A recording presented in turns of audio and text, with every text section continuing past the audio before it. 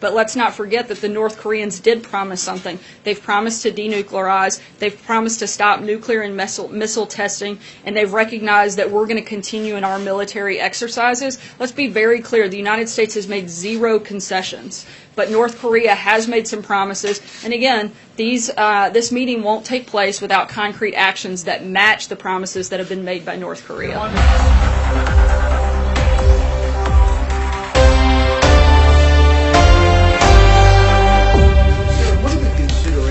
That are under discussion for the location of this meeting between the President and Kim Jong-un would take place? Yeah, as we said last night, a time and place have not yet been determined. We'll certainly make those announcements when more decisions and more information is available on that front. Considerations that are under discussion for where this could take place. I mean, I take it you wouldn't want to have it in downtown Pyongyang.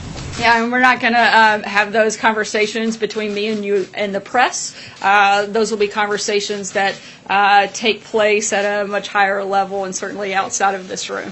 John, sure. The South Korean National Security Advisor said that the U.S. responded positively to a South Korean request for a waiver on steel tariffs. Can you tell us where you are on that? As the President's proclamation said yesterday, there were 2 countries that were specifically excluded, and there would be the opportunity for us to negotiate on matters of national security with other countries, and we're going to be doing that with a number of different countries. John? Sir, does the President think that Kim Jong-un is sincere about talking about denuclearization? The President is hopeful that we can make some continued progress. Well, what we know is that the maximum pressure campaign has clearly been effective. We know that it has put a tremendous amount of pressure on North Korea, and they have made some major promises. They've made promises to denuclearize. They've made promises to stop nuclear and missile testing, and they've recognized that regular military exercises between the U.S. and its ally, South Korea, will continue. The maximum pressure campaign, we're not letting up. We're not going to step back or make any changes to that. We're going to continue in that effort, and we're not going to have this meeting take place until we see concrete actions that match the words and the rhetoric of North Korea. But does he think that Kim Jong-un can be trusted as a negotiating partner? Look, we're not in the negotiation right now. We've accepted the invitation to talk based on them following through with concrete actions on the promises that they've made. And if I can just ask you just one other thing. Lindsey Graham said about this news. He said, a word of warning to North Korean President Kim Jong-un, the worst possible thing you can do with Donald Trump in person is to meet with him in person and try to play him. If you do that, it will be the end of you and your regime. Is Lindsey Graham reading the president correct on that? Is that I think that Lindsey Graham knows that President Trump is one of the best negotiators, and certainly I think that he has great confidence in his ability and is glad that he'll be the one at the table for the United States. I think Senator Graham has been on the other side of that and certainly knows the capabilities and the determination of President Trump. Jeff? Sarah, why did the President accept this invitation without any preconditions? For example, without demanding that the North Koreans release the 3 Americans that are being held there?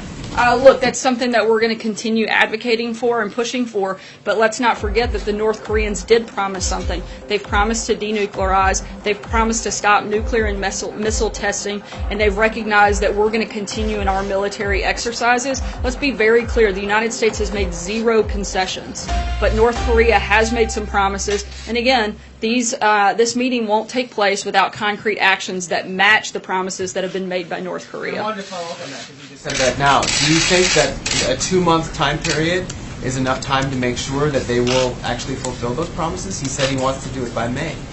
Look, we're working on the determination of the time, but let's not be lost in the fact that this didn't happen overnight. This maximum pressure campaign and this process has been ongoing since the president first took office. For the first time in a long time, the United States is actually having conversations from a position of strength, not a position of weakness like the one that North Korea finds itself in due to the maximum pressure campaign. Does that mean it might not be May? Again, we haven't set a time or a location. Those things have yet to be determined.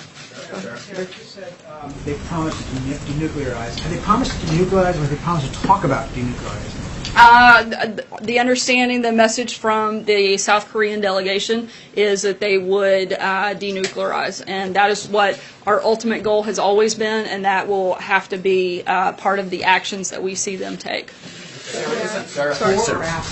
We have to see concrete and verifiable actions take place. Yes. Sarah, isn't the president giving Kim Jong-un exactly what he wants, which is respect and stature on the international stage? Not at all. I think that the president is getting exactly what he wants.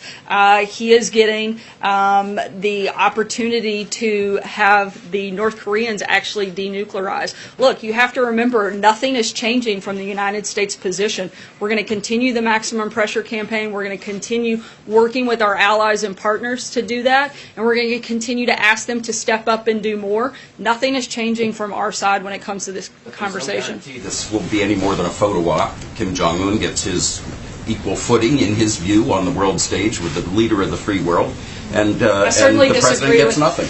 Yeah, I definitely don't think that the president's getting nothing when we've already said, and frankly I've said it many times since walking in here in the last 10 minutes, that the president will not have the meeting without seeing concrete steps and concrete actions take place by North Korea. So the president would actually be getting something, and frankly the world would be getting something. If we can get to a place where North Korea is denuclearizing, that is a massive step, and it's something that will make the entire globe much safer.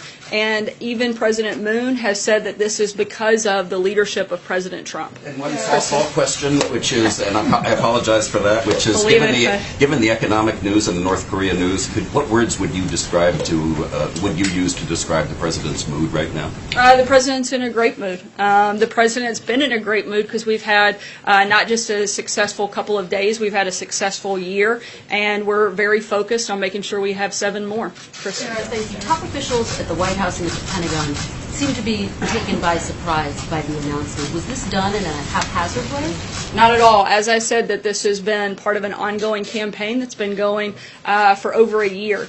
And just because some of the individuals that they regularly leak to the press weren't involved in the conversation doesn't mean that the appropriate parties that lead those agencies were not in the room and not part of that discussion. The president came here to the briefing room, though, before reaching out to the president of China. Is that appropriate? Should he not have reached out to his international partners first before making the announcement here? Look, we've had ongoing conversations with leaders across the world. The president simply said there would be an announcement. He had several conversations with world leaders both last night and today. Were you aware he would make this decision beforehand? Again, the president had conversations with a few of world leaders both last night and today. This is something that all of these countries have been working together on, and something that we're going to continue to work with our allies and partners on. Was the Secretary of State aware that he was going to make that decision, Sarah? Yeah, and the Secretary of State's deputy was in the room at the time these conversations went on, so it's absurd to pretend like they weren't part of this process and haven't been part of this process all along. Jeff? Sarah, to follow on what Peter was asking, how will the President and the United States be able to verify this before the meeting? How will they be able to verify the denuclearization? That's something that will be determined through the national security and intelligence community. Certainly not something I would read out to you guys from here. The President has said repeatedly that previous presidents, his predecessors, have mishandled this and misplayed this.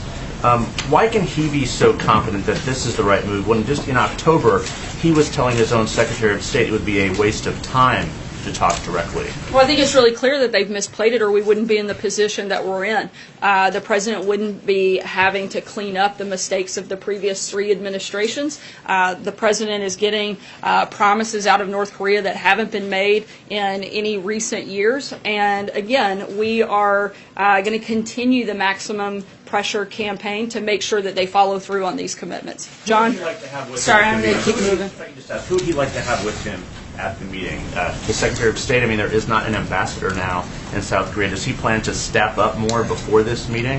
Look, the president has an incredible team that is surrounding him, both from National Security Advisor, Secretary of Defense, the Secretary of State, the intelligence community. But at the end of the day, the ultimate person to lead that negotiation or that conversation and be at the table will be the president. John. Thanks a lot, Sarah. The North Korean government has made promises before. They've reneged on those promises of 2 prior administrations. What's different now? Why should we trust Kim Jong-un now? Again, because the United States is going to continue that maximum pressure campaign. We are making no concessions, and we are not going to move forward until we see concrete and verified actions taking place by North Korea. We are also operating from a position of strength that we haven't had in previous administrations due to the maximum pressure campaign, not just by the United States. Let's not forget that a lot of our allies and partners like China, South Korea, Japan have stepped up and done infinitely more over the past year due to the president's leadership than they have in the previous administration. So this is a collective effort to put that pressure on North Korea, and it's going to continue. North Korea is in a place of weakness, and that is certainly recognized by the promises that they've made through this conversation. Francesca? Has starved his own people. He's murdered his own people. You could say he's responsible for the death of Otto Warmbier. Why put him on the same stage as the President of the United States? The President wants to make sure that we denuclearize the peninsula and that we're securing and helping have a safer world. I'm glad that you guys are acknowledging a lot of the problems of North Korea, because just a couple of weeks ago, a lot of members in the press were actually elevating North Korea and some of the members of the regime and comparing them to people in the United States and in this administration. I think that is actually what put North Korea on a similar stage. No action by this administration has even remotely demonstrated a level of rise that the media did during the Olympics and through some of those stories. Francesca? Thank you, Sarah. Yesterday, a South Korean official came out to the stakeout location and said that this meeting would be taking place by May. But you did not say that in your original statement. That's not what you said today, that a place and time has not been set. So was there some sort of a miscommunication by that? Because that is definitely what had been said by Mr. Chung yesterday evening. No, I'm simply saying that a time and place haven't yet been set.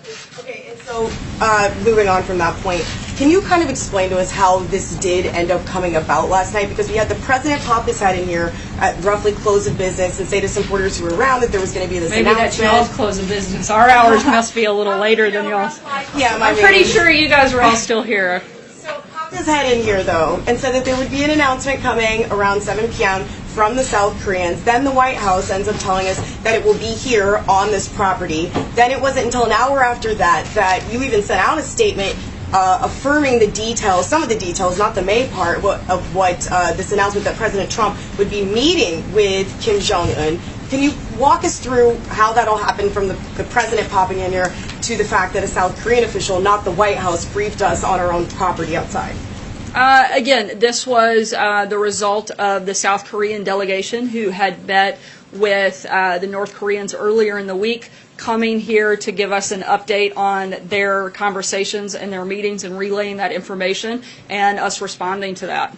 And the reason for the South Koreans, I believe that was the end of your question, addressing is because those were the individuals that had directly spoken with the North Koreans, and they were the ones that were making that response. It was the president's idea to come in here and make that statement?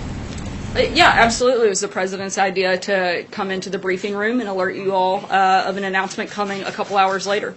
April? On the issue of denuclearization, and going back to Peter and to Jeff, there's a black hole when it comes to intelligence as to what's really happening in North Korea.